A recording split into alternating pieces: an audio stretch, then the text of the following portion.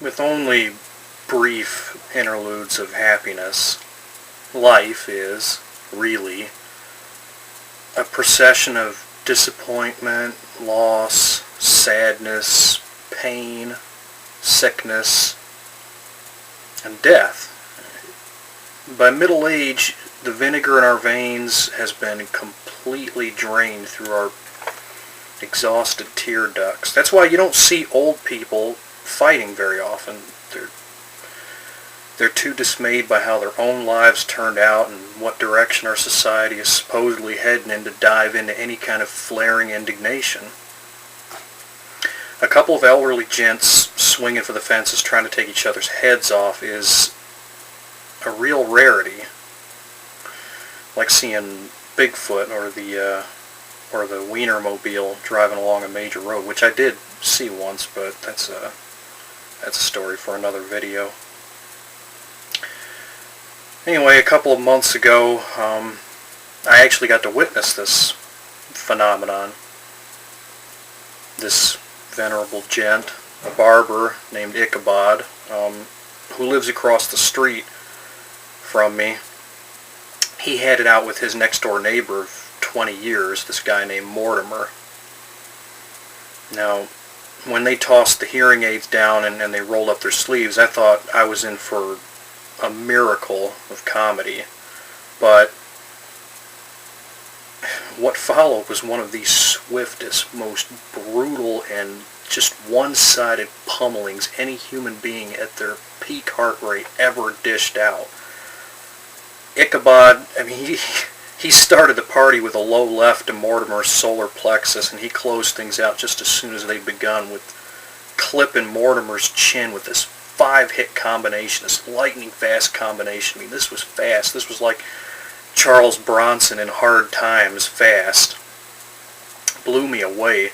So, so Mortimer, he was down and he was breathing really fast and hard, snoring even, the way people do when they've been knocked out. And I pulled up my pants because I've been watching the whole thing from my bathroom window where I was masturbating. Not to the fight, to this really good picture I drew of my high school guidance counselor. And I ran across the street. Now by that time, Ichabod had put back in his hearing aid and he was laying something down on Mortimer's eyelids, who was, he was still on his back, unconscious. At first I thought he was putting down coins the way the Irish used to do to corpses during wakes. But I looked closer and I saw that he was putting down little pieces of butterscotch still in their gold-colored wrappers. I said to Ichabod, why'd you put butterscotch on his eyes? And he said, well, times are tough. I can't put butterscotch in the parking meter when I'm going in to get my prescription antibiotics for the syphilis. See, he'd never told me that he had that, so I kind of looked at what was going on as like this bonding moment, and I wanted to milk it. So I said to him, Ichabod, years ago I saw you take out that punk paperboy, and now this. How come I've never seen you lose a fight?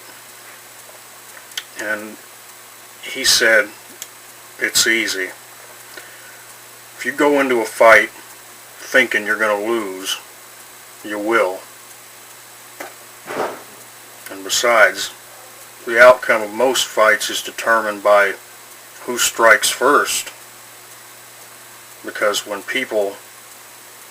most people are getting repeatedly hit in the face, they basically lose their minds. They just close their eyes and cover up and wait for it to be over.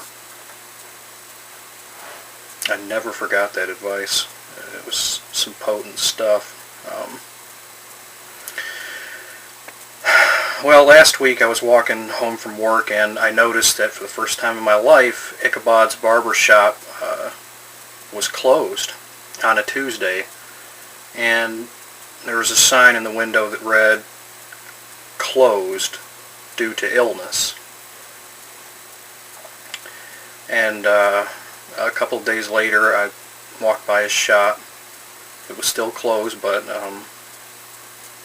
now there was a sign in the window that said, "To all my customers, thanks for the years. It's time to close. Ichabod." And beneath that message, written in pencil, was, "P.S. It's not cancer, it's the blacks."